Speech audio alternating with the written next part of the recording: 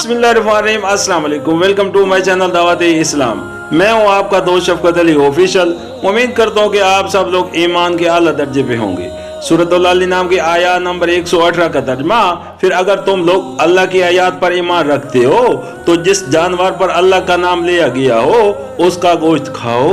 सूरतुल अल नाम आयशा नंबर 84।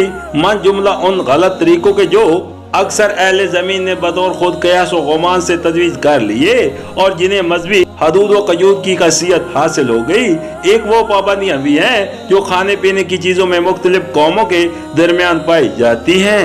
बाद चीजों को लोगों ने आप हलाल करार दे लिया है, हालांकि अल्लाह की नजर में वो हराम है, और बाद चीजों को उन्होंने खुद हराम ठहरा लिया है, हालांकि अल्लाह ताला ने उन्हें हलाल किया है। खसूसियात के साथ सबसे ज्यादा जहलाना बात जिस पर पहले भी बाज गिरोह मिस्र थे और आज भी दुनिया के बाज गिरोह मिस्र हैं, वो ये है कि अल्लाह का नाम लेकर जो जानवर ज़िबा किया जाए वो तो उनके नजदीक नाजायज है, और अल्लाह के नाम के बगैर जिसे ज़िबा किया जाए वो बिल्कुल जायज है। इसी की तरदीद करते हुए अल्लाह ताला या मुसलमानों से फरमा रहा है कि अगर तुम हकीकत में अल्लाह ताला पर ईमान लाए हो और उसके अहकाम को मानते हो तो उन तमाम अहाम और तस्युबात को छोड़ दो जो कुफार मुशरिकीन में पाए जाते हैं। उन सब पाबंदियों को तोड़ दो जो खुदा की हिदायत से बेनियाज होकर लोगों ने खुद ऐद कर रखी है। हराम सिर्फ उसी चीज को समझो जिसे खुदा ने हराम किया है, और हलाल उसी को ठहराओ जिसको अल्लाह ने हलाल करार दिया है।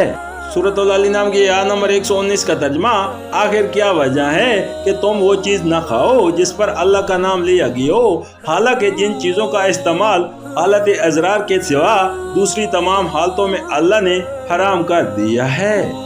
उनकी तफसील वो तुम्हें बता चुका है। बकसरत लोगों का हाल ये है कि इल्म के बगैर माज अपनी ख्वाहिशात की बिना पर गुमराह कुन बातें करते हैं। उन हद से गुजरने वालों को तुम्हारा रब खूब जानता है।